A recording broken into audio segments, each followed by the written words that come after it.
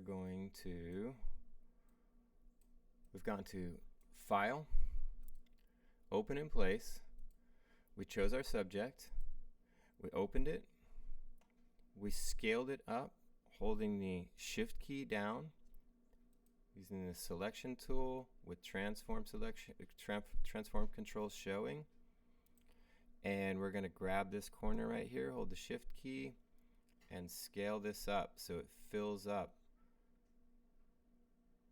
our screen, okay, or our workspace. Canvas is the term in Photoshop, artboard in Illustrator. And then we're going to come over here and see there's this little square right here. We're going to right click on this and say rasterize, and you'll notice that the little square goes away, and now we're ready to work with this image here.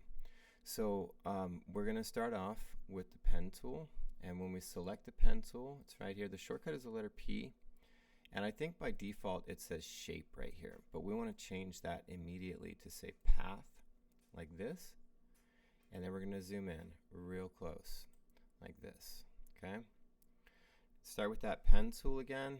We're going to click off of the artboard or off of our canvas, and we're going to start moving this way.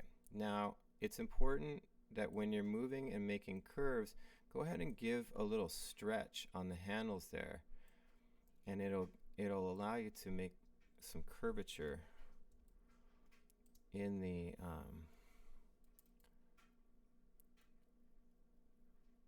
path that's being drawn, and then you can just kind of stretch these out. Now if you come to a corner like this, you just click one time and then you can start going the other direction. Now it's better to stay inside, so if you notice going around the outside of this, you'll see it kind of blurs out into the background. It's best not to include the background here, although it's not permanent because we can always use a layer mask to cut that stuff back a little bit. And I'm just going around the outside. Anytime there's a curve, I'm just kind of stretching the handles a little bit. Anytime there's an angle like this, I'm going to just click and click and click.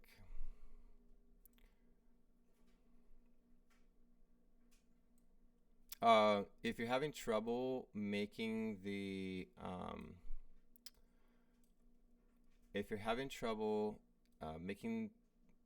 transformation, select your selection tool and make sure it says transform controls is clicked right here, and then you'll see the little bounding box here on the outside, and that should help you. Let me know if you need help beyond that, okay? Now we'll just come up this way, and again I'm trying to not include much of the background, but I'm trying also not to go too far in. But I feel like it's cleaner when you select inside a little bit more. If you go too far, you just wind up deforming. And just quick click and drag. Hold the space bar down and you can turn to the hand tool, which will allow you to reposition the image on the canvas. So you can stay zoomed in, but you can also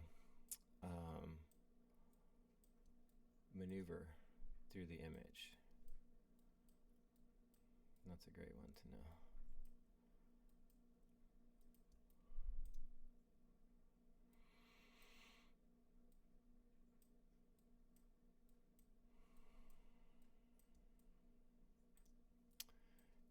And then we're coming to the end here. Now some of you guys, it's going to be different. You know, you're going to zoom in. You don't have like just the close-up shot. You have like a wider shot.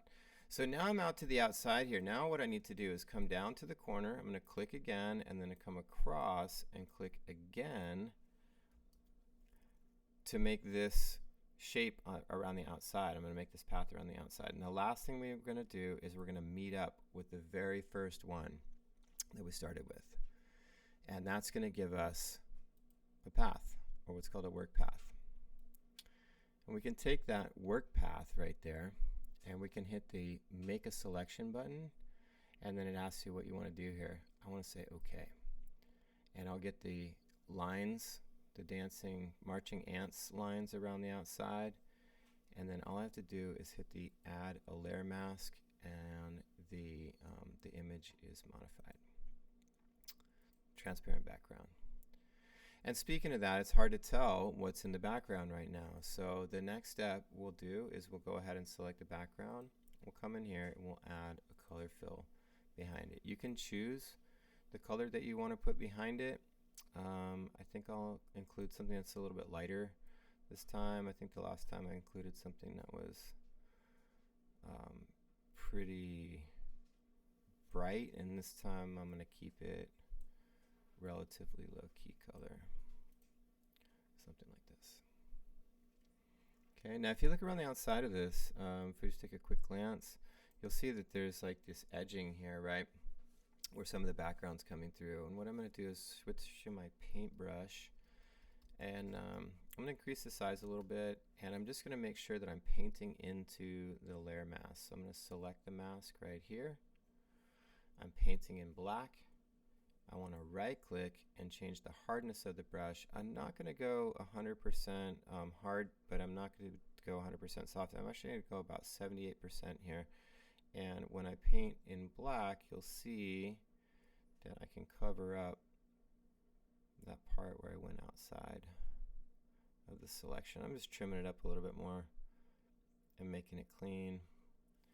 Oh, here's another thing I should suggest. When you do this with your brushes, select the BRU, the bruh tab, and then right here under spacing, set that to 1%. Not sure why it's defaulted at something else, but it just makes this like series of circles, and when you do this, it makes it much more clean. And I can kind of go through the whole thing here again. I noticed around the ear, it's a little too much of the background there. I'm going to reduce the size of my brush. And maybe I'm going to make it a little bit softer too. I'm going to go to 47 here. Now it's better. Cool. So it just gives a little bit of a fade on it, like a soft edge to it. I'll do that around the edge here. You can actually change the edge of the mask itself. If you double click on the mask, you can go right in here and click the feather button, and as you feather it, you can see it kind of blurs the edge. So that's a good thing to do as well.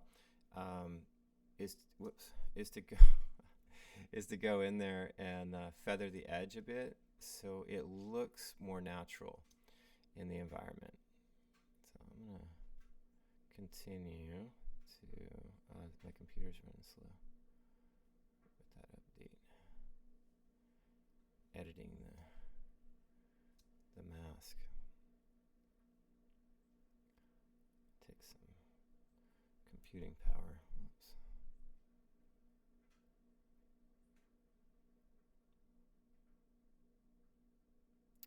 If you're in, how many people are working in Photoshop? Could you can you give me the green button if you are working in Photoshop? Because selections work slightly different in Photoshop. Nobody?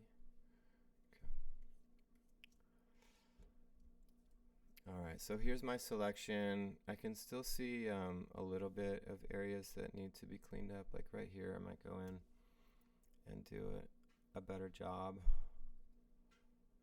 with this edge.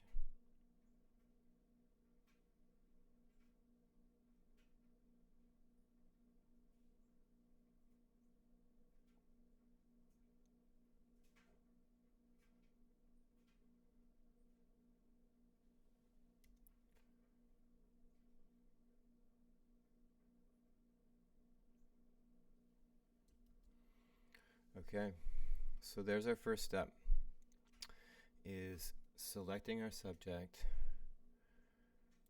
using the pen tool, making the selection, and then adding the layer mask. We added a color fill behind, and then we double clicked in the layer mask and feathered the edge just a little bit so it doesn't have a harsh edge to it. And that's step one.